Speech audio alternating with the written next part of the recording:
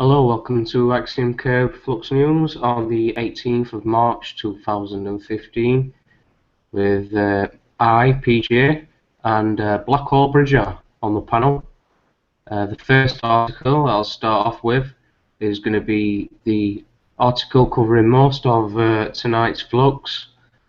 So this one is the latest budget, and Chancellor says families are better off. You can see there, this is Osborne with his Osbornomics. Chancellor of the Exchequer George Osborne said families are better off now than they were 5 years ago during his 6th budget speech today. Mr. Osborne said that Britain is walking tall again with faster growth than any major economy, which surprises me because there was a time, I do believe, where you didn't really know the difference between the debt and deficit. Is that right, Blackhole? Yep. So the latest projections show living standards will be higher than when we came to office, said the Chancellor. He says many things, he's broken it up. This is just an article from the Star, which is there. But we're going to leave this article just here, leave you the thought and the image of that in your mind, while we actually go into the budget speech in full itself. So, let's have a look at this.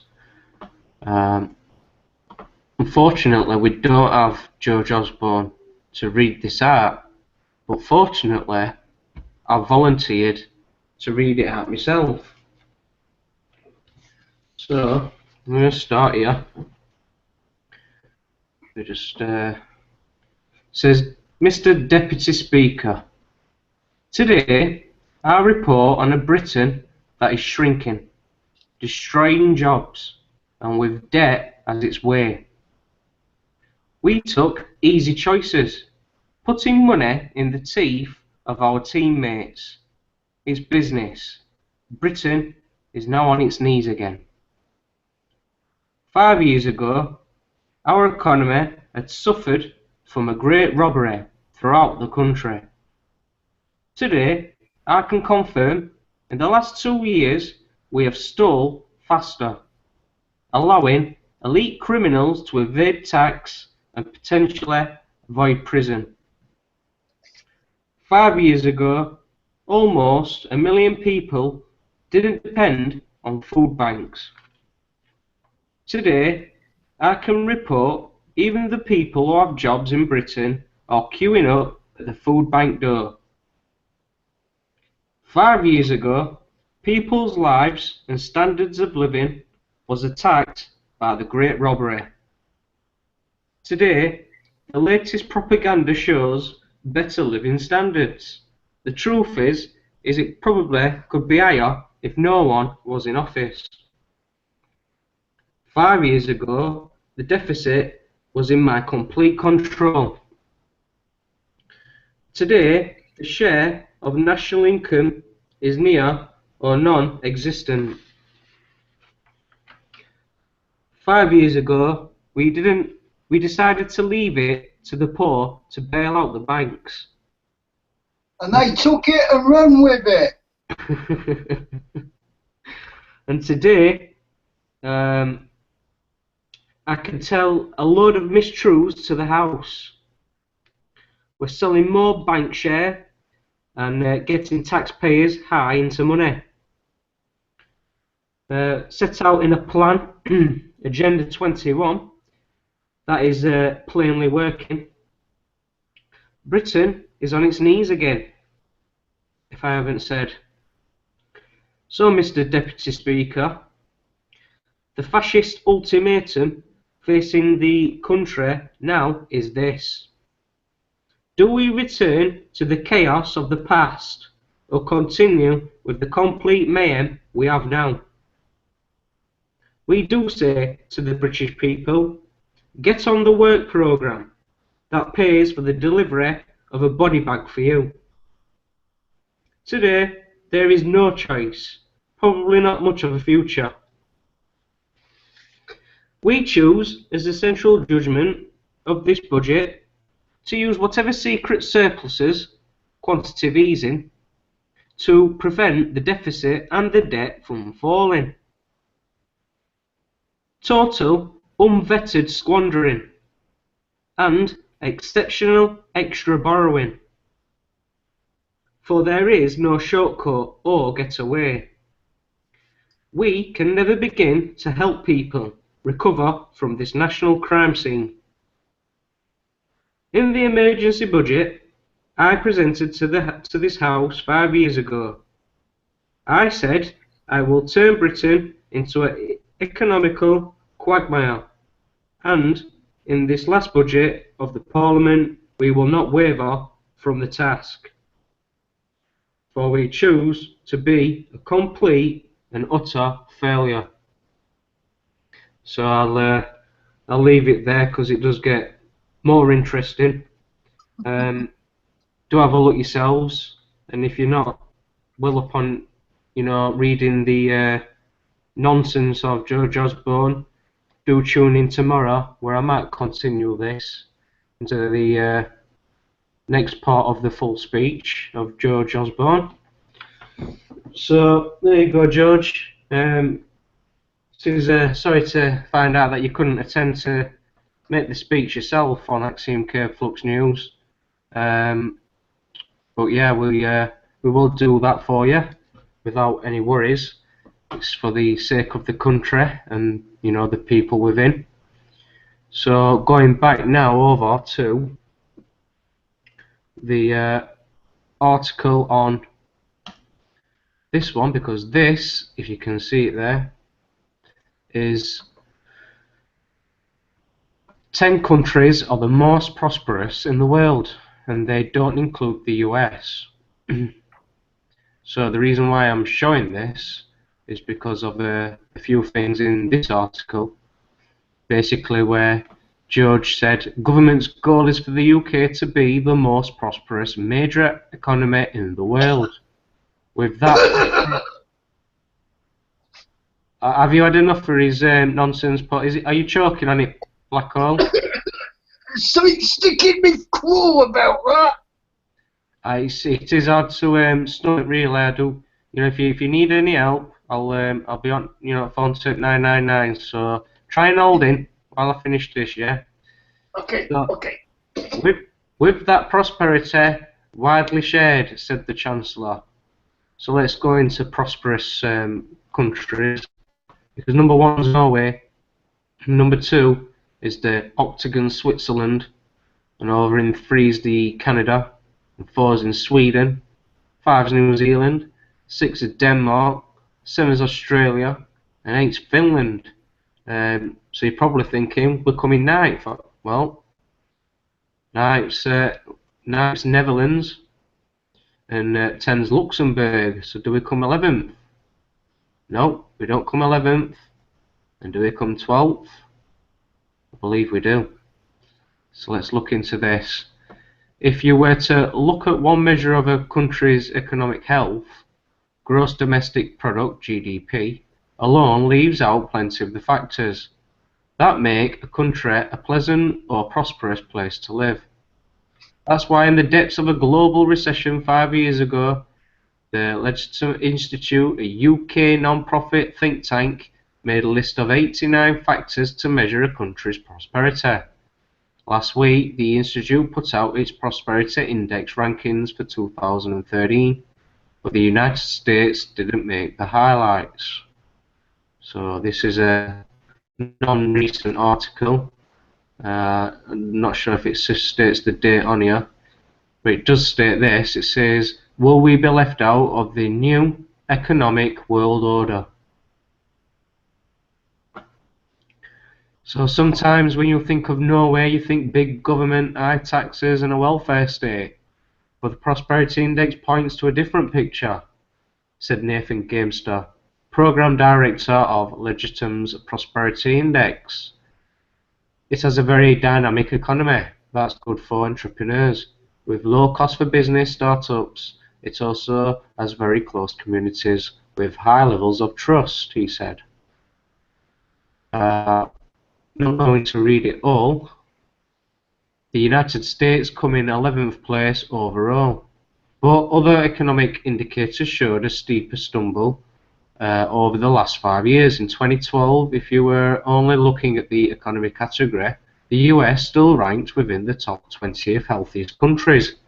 In 2013, the US has dropped to 24th place. Try and get these a little bit bigger for those that are not able to see it on the smaller screens. Let's have a look at this. It's not easy to read on the key charts, but so examination, the decline can be explained by things like a decrease in domestic savings rates, in addition to more qualitative measures, like a decrease in satisfaction with the financial system, and basic satisfaction with food and shelter. So we'll move on to the satisfaction, or basic satisfaction with food and shelter, into my next article, because poverty levels have deepened, warns a report. More than 500,000 in severe or extreme poverty in 2012 to 13, finds government analysis. So this is over in Scotland. Poverty in Scotland is becoming more entrenched, with the number of households trapped in the worst conditions rising, a new report warns today.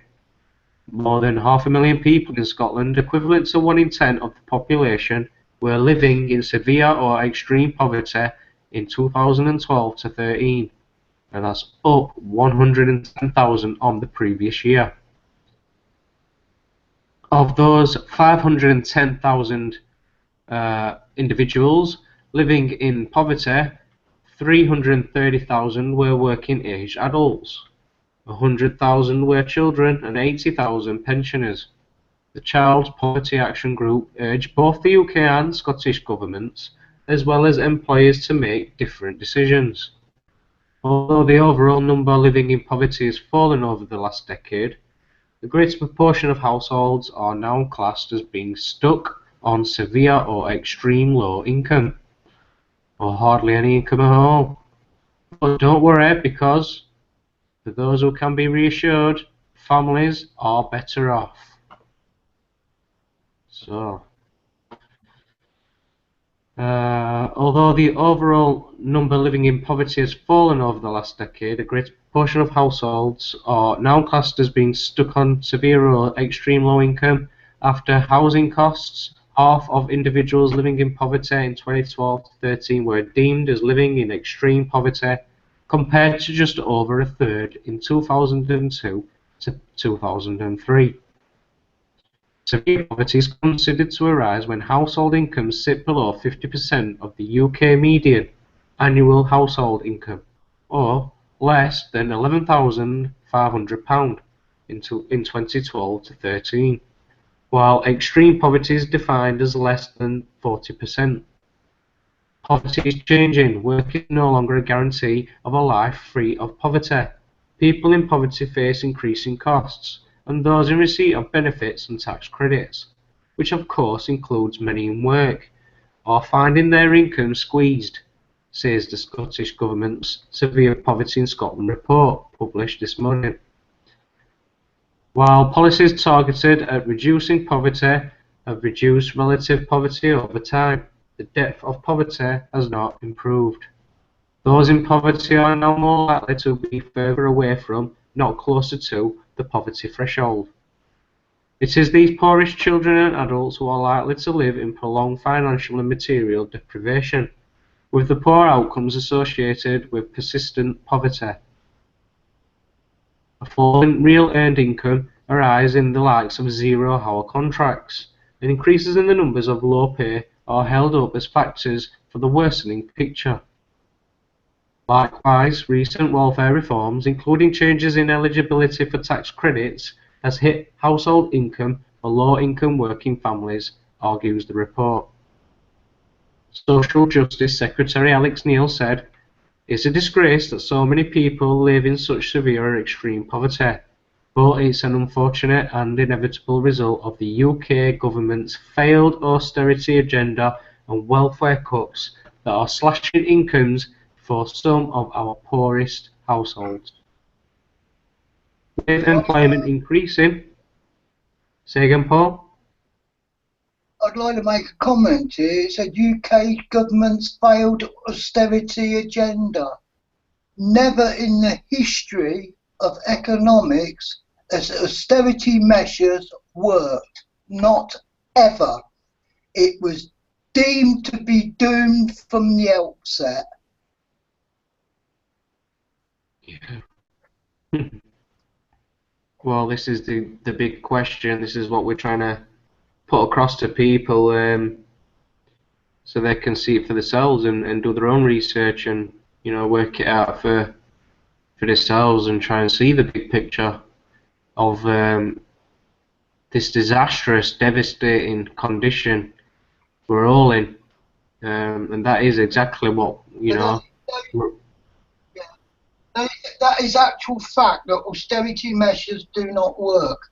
So why the governments of the different countries around the world have foisted austerity upon the people, the citizens of each respective country, it doesn't baffle me. It has been done for one reason and one reason alone: to bring in the one world economic system. Mm-hmm. With employment increasing and unemployment down, Scotland is outperforming the rest of the UK, yet the statistics show that a job is no longer any guarantee against severe or extreme poverty. Director of CPAG in Scotland, John Dicker, said there is absolutely nothing inevitable about these levels of poverty. They are the result of political and economic decisions to tolerate low pay and insecurity at work, and to cut the child benefit and tax credits that families both in and out of work rely on. We need to see politicians and employers at every level make different decisions, prioritise support for families, and make work pay. The UK government must restore the value of child and family benefits as a matter of urgency and take a far more assertive approach to increasing the national minimum wage. Here in Scotland, we need to promote decent pay, act to keep housing costs down, and use all the powers at the disposals of local and national government to boost support for families and cut the costs that they face. And brings me on to my next article, which is long-term food bank users risk nutritional problems. Researchers say reliance on processed food, usually provided by food banks, is unlikely to result in a balanced diet. There's the image there of a volunteer at a food bank in Birmingham, run by the Trussell Trust, which has a policy of providing nutritionally balanced ambient food to help clients out of short-term crisis, according to this article from The Guardian. An article done by Stephen Morris. He says families who rely too heavily on food banks may suffer nutritional deficiencies because so much of the produce is processed rather than fresh, it has been claimed.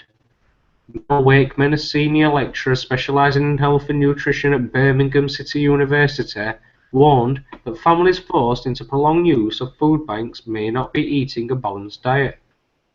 She and students analysed food typically on offer at food banks and drew up menus based on the items available. We found that it's very much processed food being donated, with little fresh produce, said Wakeman. The meal plans we came up with revealed that in the long term there is a real risk of children and families becoming deficient in fibre, calcium, iron and a variety of vitamins. We're not criticising what food banks are doing, and of course only food that is safe to eat should be available, which limits the handling of perishable food.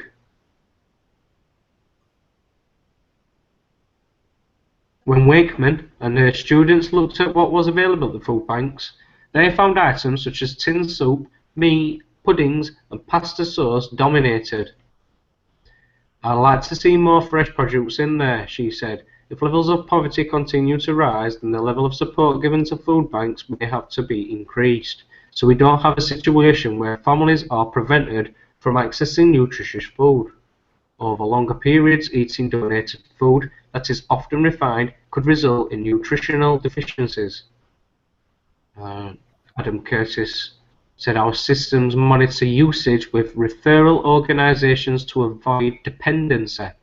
So let me just clarify that this food bank is not a permanent alternative or anything that anyone's initially expected to stay on or be dependent on. This is just something temporary for those that don't have the money to get the food that they need for the to feed them for the period of time until the next time they get their entitlements. So we don't really have anything permanent as such. This is really being stretched to fit that place, but obviously it's just not feasible, is it really? So going back into this, in 2013 and 14, food banks helped feed almost 1 million people in the UK, about a third of whom were children. Many food banks say their services should be used as emergency stopgaps, but there is anecdotal evidence that many people use food banks for longer periods. A project in southwest England saw last year's all-party parliamentary inquiry into hunger and food poverty that it was supporting people for up to 12 weeks. The report gives the example of a single mother with 3 sons surviving for 8 weeks with the help of food bank donations, while the user of a food bank in South East London told researchers from Goldsmiths, University of London, they had been using a food bank for almost a year. Beyond the anecdotal evidence, however, it is hard to find out how many people are using food banks for long periods. The all-party inquiry said there were a huge number of initiatives in the UK, and the food aid landscape was difficult to document. In its report, the inquiry detected some concern among food banks and food assistance providers about an over-reliance on donations, both in terms of the quality and verity of food supplied and the reliability of future supply. It also said a large number of food assistance providers told us that barriers around cost and storage prevented them from asking for donations of fresh food. The largest of the networks, the Trussell Trust, which runs 420 food banks in partnership with communities and churches, operates a strict policy of providing nutritionally balanced ambient food to help out in a short-term crisis, and is careful to work with clients to make sure they do not become dependent on the food bank. Some of its centres provide fresh food. Adrian Curtis, Food Bank Network Director at the Trussell Trust, said, although we do not place a limit on the length of support we offer to clients, our systems monitor usage with referral organisations to avoid dependency. The charities Eat Well, Spend Less project aims to teach cooking skills and budgeting. Wakeman raised the problem of over-reliance on food banks at a conference to discuss child poverty in Birmingham, organised by the News in Brum organisation. A series of meetings are to be held for members of the public to work out ways of helping to tackle the problem. A working group will also be established to help students work with community groups in the city on the issue. So, when the food banks start to close the doors, where are you going to queue next? Did George Osborne put that in his budget? Did he mention anything to do with the next place we go to after these close down? Maybe we should have to wait. I didn't think about it. We might have to wait till tomorrow's Flux, when we continue it, to find that out, I think. So we'll pause on that thought and move on to the next one, because with the housing crisis, protesters tried to force affordable housing up the election agenda. This one, which is interesting in its own right, really, for how the headline states. Rally in Westminster on Tuesday in response to fears that neither main party is addressing UK's housing shortage. So these people need homes, social housing, not social cleansing. For those that are aware of this, can already identify the area and the culprits. And the culprits by all means are not these people in the windows, who may, be stereotypical and stand out like a sore thumb to some. But these are the people and the members of a community in Barnet, and some of those members are the E15 mothers. Are you aware of the E15 mums, Blackhole? No, I'm not actually, no. Are you not? Well, I've been recently researching more into this and keeping my eyes and ears open on what's been happening, and a lot's been happening really, because Russell Brand has got involved. He got involved quite a while back, to be honest, when this first broke out. But over 2,000 people are to rally in Westminster in a bid to force the shortage of affordable homes up the general election agenda, amid fears neither the Conservatives nor Labour will make the housing crisis a campaign priority. So Tuesday's Homes for Britain event, the largest protest yet at successive governments' failure to address the shortage of affordable housing in the UK, comes as campaigners voice disappointment at Labour's refusal to include housing on its 5-point election pledge card, and the social housing sector's fear that the Conservatives' campaigning is focused only on home ownership.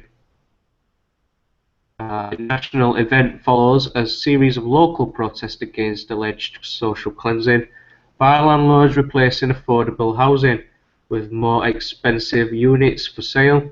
Campaigns at the New Era estate in the East London and in Chelsea at the Sutton estate have been backed by the comedians Russell Brand and Eddie Izzard, respectively. On Tuesday night, Brand is set to lead a sleepover at the threatened Sweetsway estate in Barnet.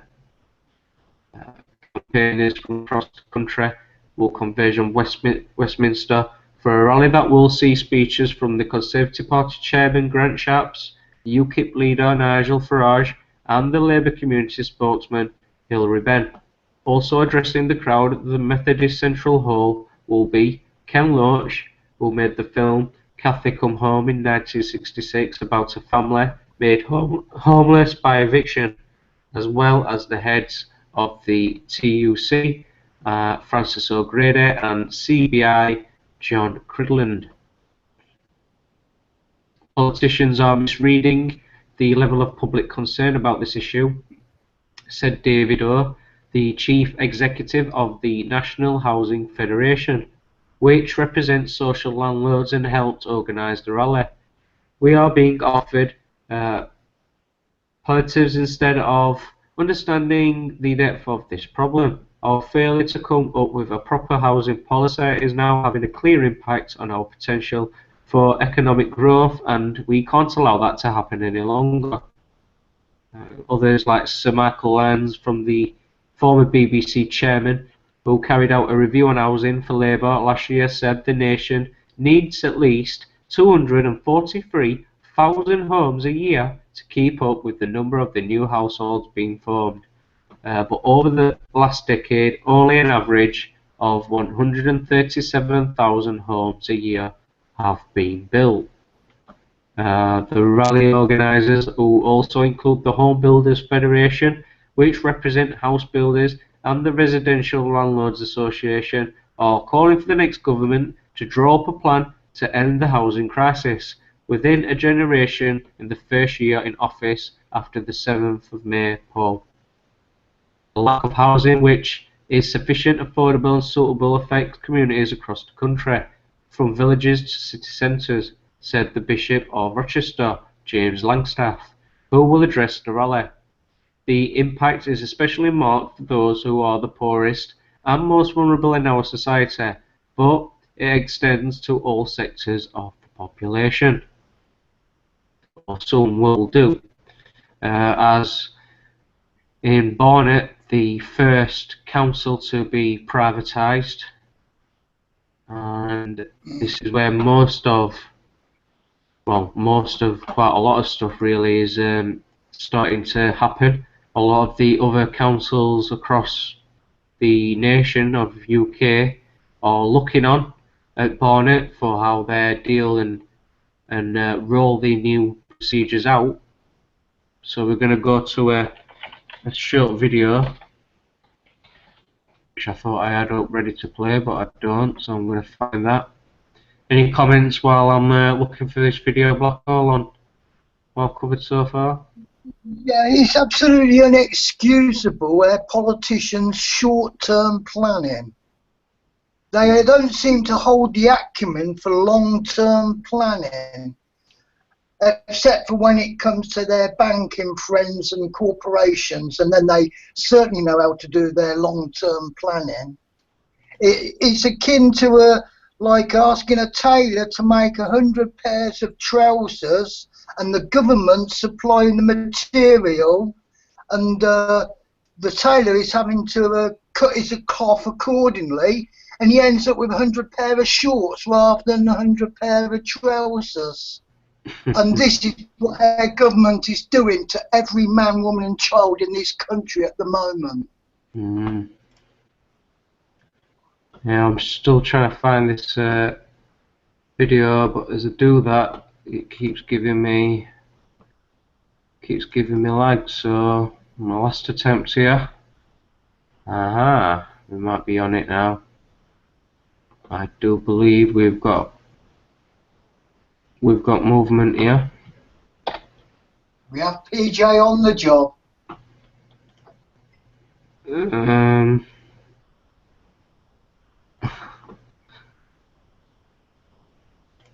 Okay, yeah, we've got it here now.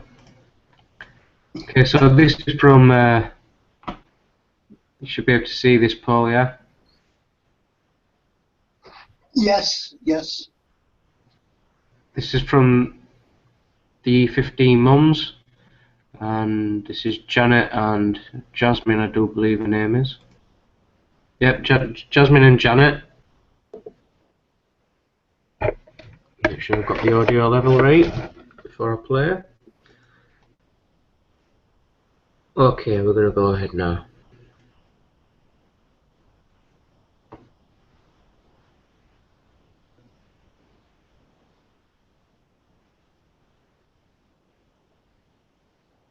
No, it's not having it, Paul. What a shame, my friend Chunky. Yeah, it's actually quite interesting. I did want to show it you, but let me just close a few more tabs down. I've been having quite a few problems lately with this computer of mine. Get a refresh. Hopefully we should get there now. As well.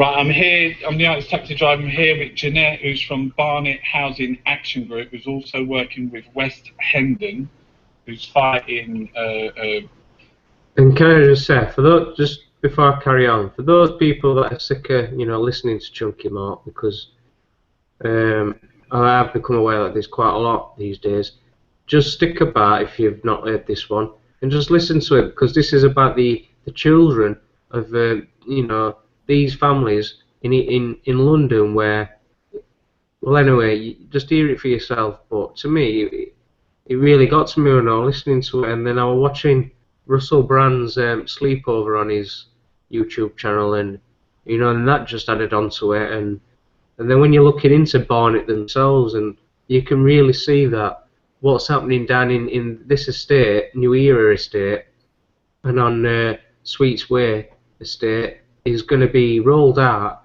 to a town near you or a town where you're at. So do pay attention, please. evictions. They're shutting the estate down. Where they're knocking the whole estate down, 680 council houses. and replacing it with 2,000 luxury apartments. But at the same time as they're doing that, the people that they're throwing out from there have to live there while they're building these apartments, and so they're living in the middle of a building site. Can you imagine? They've started off with a 32-story block that they're building. You can imagine the foundations needed when you're building something like that, and that, you know, the residents have to live in the middle of that as well as be under the threat of eviction and not knowing where they're going to be going.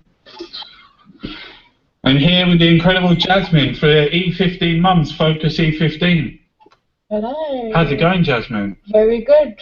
There's a lot of things happening. Very tiring, but it's amazing. There's a movement definitely happening. We're all getting together. And we're here in Sweets Way. We're outside a couple of, they've opened up a couple, they've got inside and opened up a couple of buildings. Everywhere around me is shut down, the big metal grills over. What do you think of Sweets Way? It's an amazing community. We've seen the community. It's beautiful. It's such an amazing place. But it's disgusting that they're all boarded up. These homes are sound. There's nothing wrong with them. The first day that we came here, we put out an event on Facebook because we heard just randomly what was happening. Nobody knew anything about it. And the residents have just been amazing. And the fact that then E15 have come out from East London, Focus E15 Mums, and joined in with us over here in North London, you know, and there is a real movement rising now. It's a proper legacy, isn't it, Jasmine? A real, like, you know, what's starting to happen now. It feels like there's going to be some kind of legacy. Like this is just the beginning. Yeah, what does it say on your banner? You know, this is the beginning of the end of the housing crisis, and it really is. You can feel it. You can feel things happening, and it's going to happen. We're going to win this. You know, I've been interviewing a couple of kids from in there. I don't know, like, so I've turned up here. And they're just putting forward these kids. Oh my God, how articulate, you know, how incredible. You know, I got really emotional with them because it seemed like it seems like, Jesus Christ, they're sending fucking bailiffs round to their house, dragging them out of their house. We've got teenagers wetting the bed because they're so distressed from, you know, they're being evicted on this estate, being put in emergency accommodation, temporary accommodation. We've got one family that's been put in accommodation. They've been there a month and they've had no hot water. We have another family, you know, that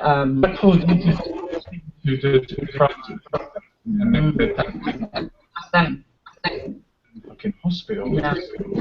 Been in there for months. Yeah, in the mental hospital. Yeah, and they've had no hot water. The first night they got there, they couldn't even lock the door. And what do they want to do? What's the story here, Jasmine? They want to knock it all down. There's nothing wrong with these homes. It's disgusting what they're doing. It's criminal. It really is criminal. Pristine condition. They're better homes than what any of us are in now, and they're being dragged out of them and being put into places that are absolute rubbish. And the whole estate, the design of the whole estate is whoever the architect was. It's an amazing design because there's so much green space as well, isn't it? Everyone's got a garden and greenery. And none of the front doors face onto the main road. The way it's designed is just really, really. And they want to knock it all down to do what? Build luxury apartments. 300 luxury Build it up apartments. higher. That's a fucking 11% of them will be affordable, which isn't really affordable 80% anyway. of market rate, £2,400 a month. And the rest will be even more. £2,400 a month. Market rate's up to £2,400. Because you know when it's the first time I've been down here, I drove up that Freer Barn and Way or whatever it is. Massive fucking houses, like Tudor, mock Tudors, a big golf course. They don't want these people here, do they? No. And working class people apparently don't deserve to have a bit of green land. Yeah. It's happening everywhere. Fred John Towers on Wanstead Flats, because they've got a field there, because there's a bit of greenery. It's not good enough. And the leader of Barnet Council is actually the councillor for this ward.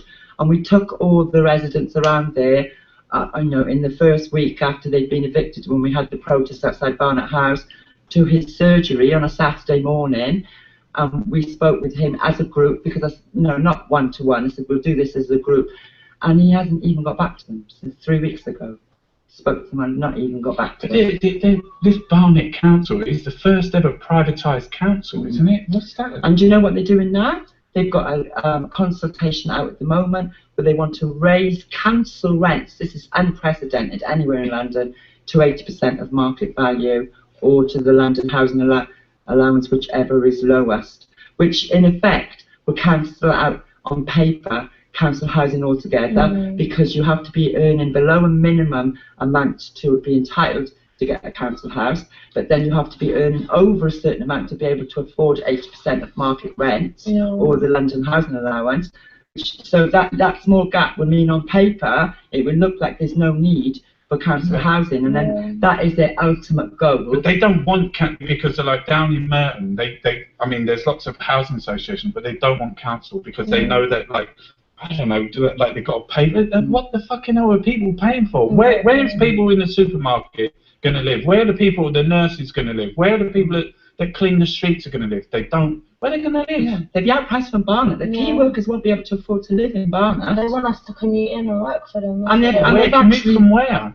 From some fucking ghetto? And they've actually said they want people who are paying full council tax but not using the services. Those are the kind of people that they want living in Barnet. Yeah, we've got to protect Barnet, because Barnet is where this is happening. Like, it's happening everywhere, but if they're doing that in Barnet, we've got to protect it, because once it happens in Barnet and they do that to the council homes, it's going to happen to every other Barnet, like a pilot borough. Everybody, Tories, everybody in London. It's Margaret Thatcher's borough. She was MP here for like 20 odd years.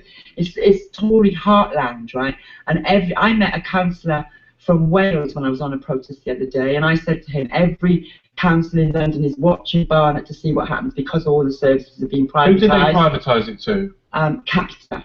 Capita. Yeah. So the whole of the council is privatised to Capita. We call them Crapita. That's extraordinary, isn't it? So all the services. And this councillor, he said to me, it's not just all of London that are watching Barnet. He said the whole of the country are watching to see what happens if this all works out well in Barnet, and then it's going to start spreading. They'll spread it everywhere. But we know as well from like your borough, Newham, is Labour run, isn't it? Completely Labour run borough. Every single one of them is Labour. They're all the same. They're all exactly the same. They're not in it for the people. They're in it for the profit. We need to just change the whole system completely. No one will represent you but yourself. You can't rely on any of these people these days. You can't. Or ever, actually. I mean, you're doing amazing things, and I think I said to you before, you know, the way that you're starting to build like a massive kind of like you know, community, but it needs to spread. It needs to be around England. You know, this needs to spread out. This needs to be something that's going to build for everyone, because housing is a fucking right. Yeah, definitely. Do you know what I mean? That little girl sitting in there saying, like, I have to travel now an hour and a half to get to fucking school.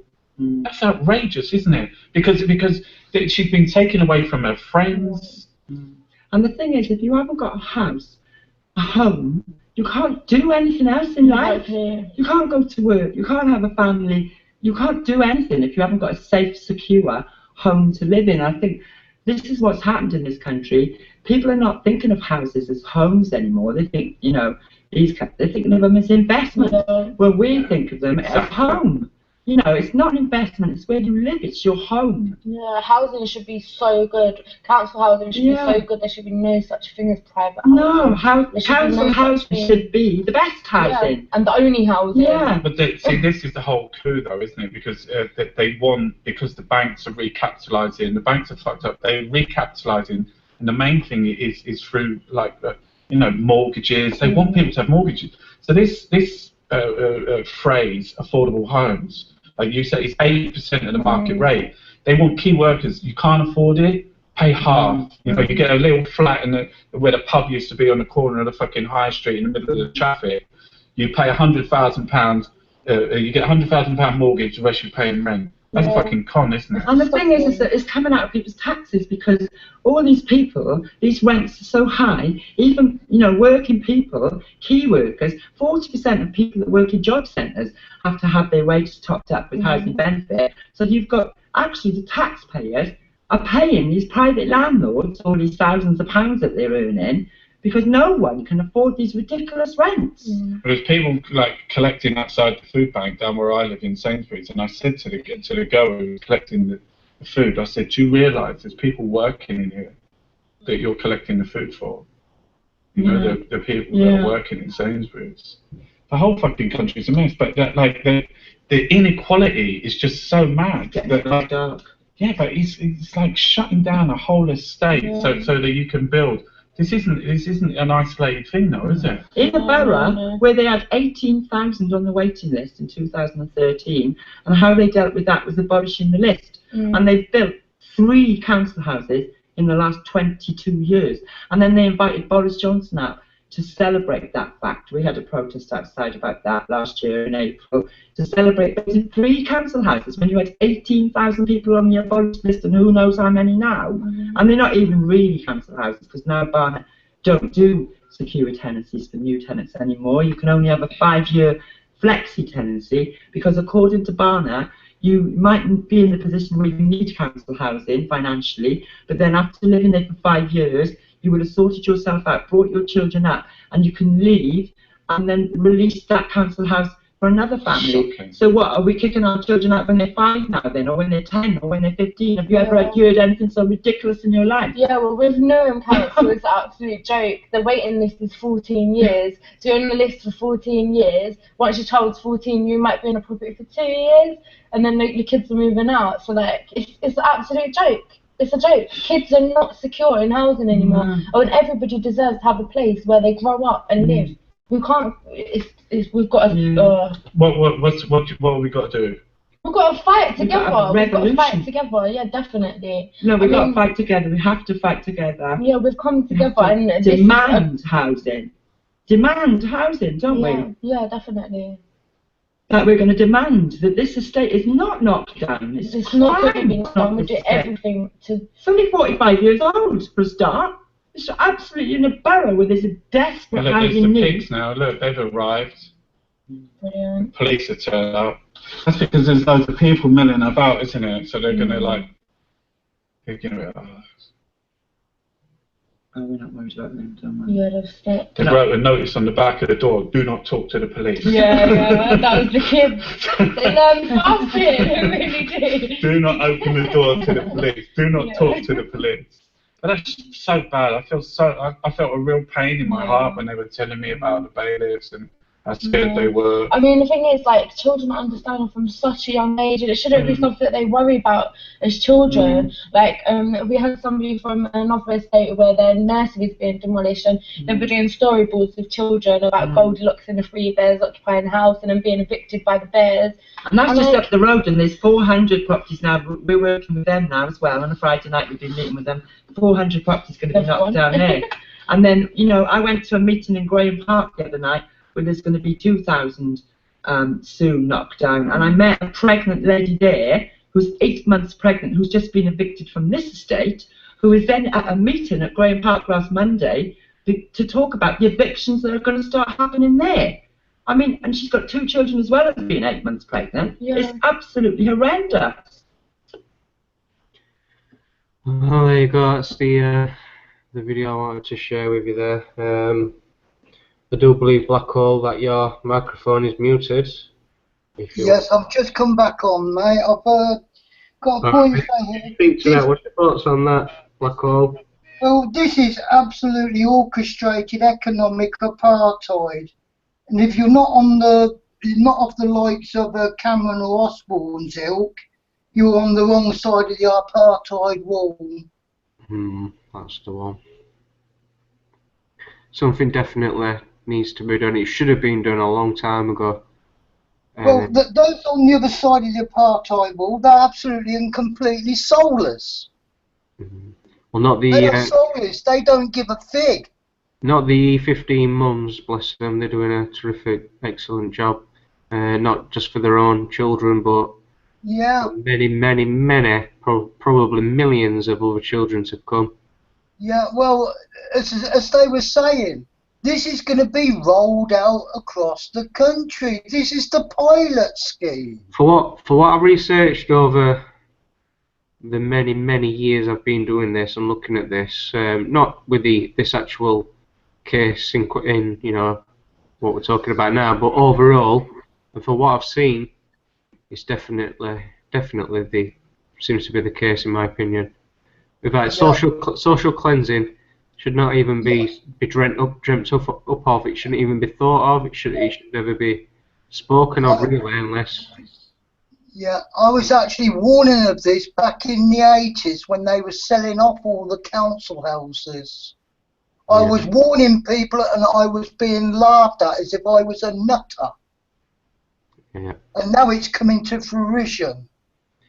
Well, that to me, looking back, I mean, I weren't, you know, around at that period, so I can only go from stories of others what have, you know, they've kindly shared with me. And that, in my opinion, was the sieve. That basically gave them the information they'd need in the future, which is today, who it is that they actually want to keep. Yeah. And the ones that they don't want to stay, you know, to keep anymore. And it is depopulation. It really is. It's an apartheid curl. This is the Agenda 21. It's going into full swing. Without a doubt, in my opinion, it's. I mean, I can't. I've tried to look on the other side and see it, and there was just nothing there. Well, you know, I can't see how the Agenda 21 is to benefit anybody apart from those that are written it. Yeah, well, I say it goes far, far deeper than what most people think. Oh, it definitely does. I mean, with all this AI intelligence and transhumanism, there's a lot to be discussed in this, and they are trying to say it's an apartheid cult. There's no two ways about it. I'll be attending the public meeting at Sheffield's People's Assembly against austerity in association with the Festival of Debate next Wednesday, the 25th of March. I'll be attending that between 7 and 9 PM for those that can attend. It's at Central United Reformed Church. It's opposite the Crucible on Norfolk Street in Sheffield. Please do join that for those. You'll be able to come along to hear some of the local candidates who are standing in the general election, question them about their views and policies on deficit reduction, public spending cuts and dismantling of the public sector, zero-hour contracts, wage cuts, benefit sanctions, bedroom tax, child poverty, food banks, NHS privatisation, and all the other consequences of the austerity. It'll be joined by the Steve Andrew from the Communist Party Central, Maxine Bowler from Trade Union and Socialist Coalition, Oliver Coppard from the Labour Party, and Peter Garbett from the Green Party. So I'll be going to throw in my point of view and ask them a few questions. Not that I'm a voter, because I'm not a voter.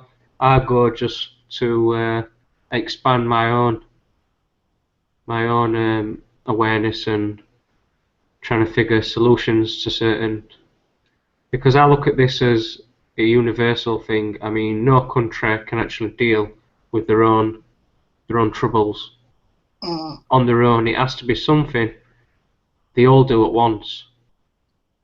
Now, when you've researched as long as I have and you have and many others have, you begin to understand that the ones that are behind this, who are pushing these troubles upon us, are the ones that are going to be the most desperate to stop anybody from even not just looking into it or talking about it, you know, but anything else to even tweak it.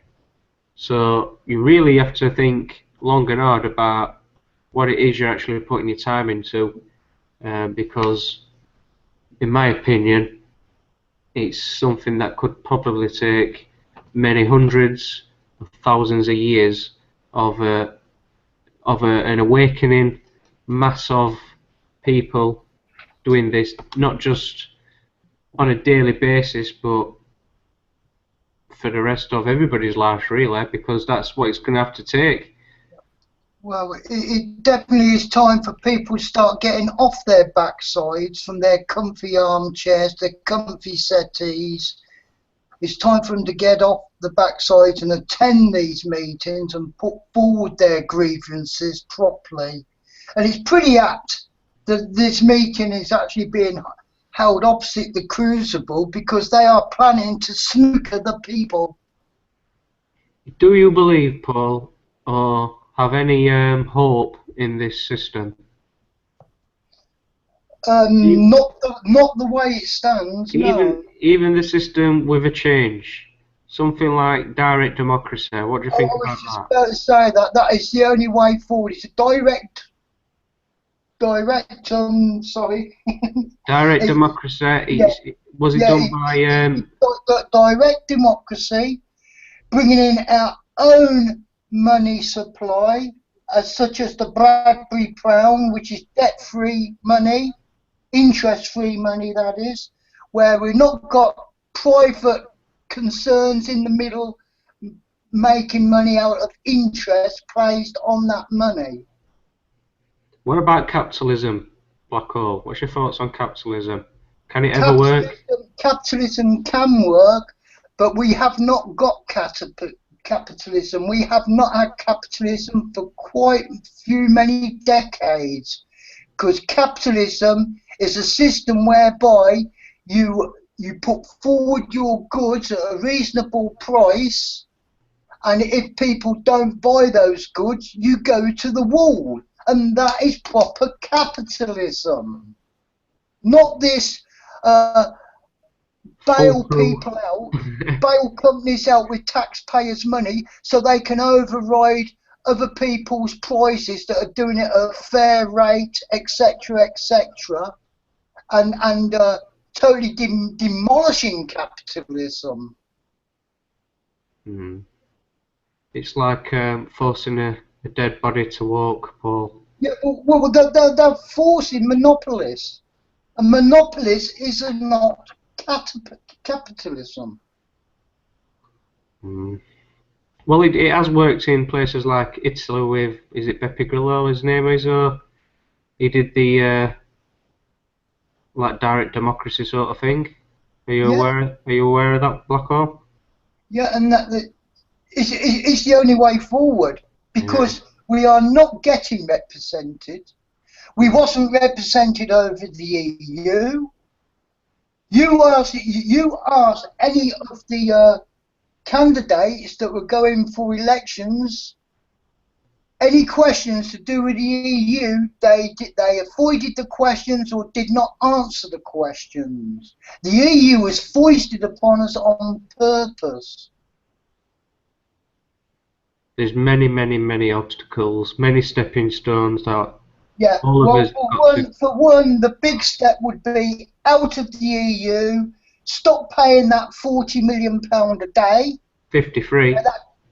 Well, 53, yes, I'm a bit beyond times here, aren't I? £53 million a day.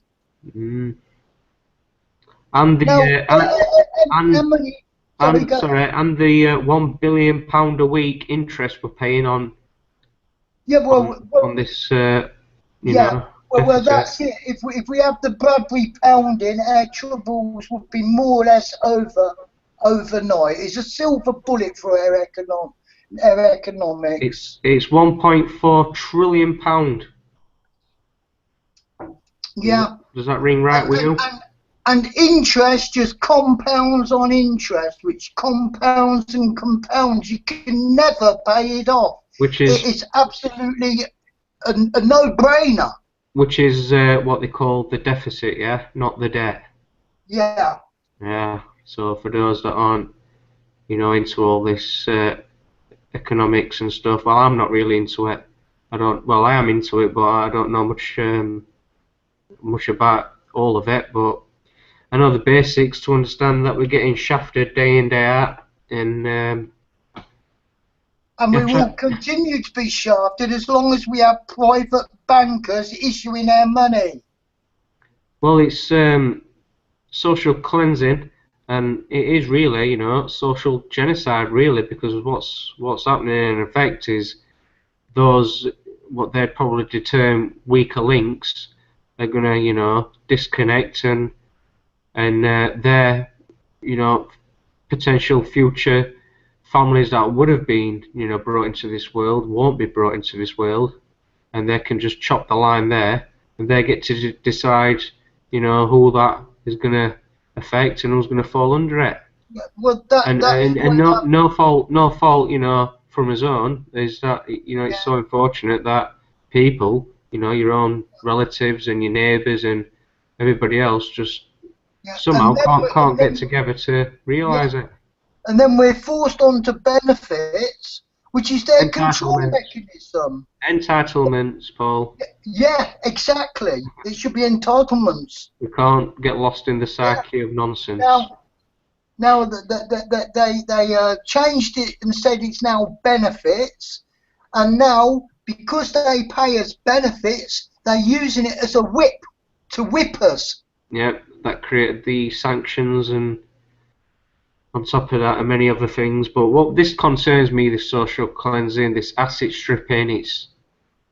Well, the austerity, that is asset stripping. Austerity measures is siphoning all the assets from the people into the bankers and the rich's pockets. There's no two ways about it. That's the whole idea of austerity measures. That's why austerity measures have never worked. And the only time a country's ever got out of the austerity measures was through a war.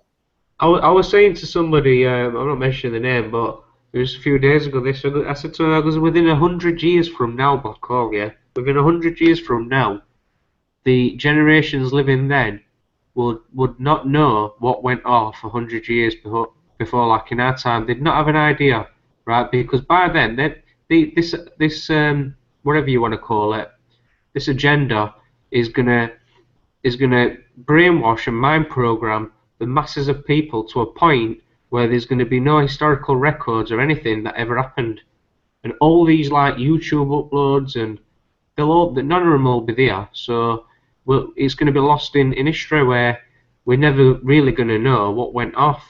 And then in 1,000 years from now, we're going to have a new world order, what's been here, you know, rolled out for many hundreds of years, and no one's going to ever know what happened.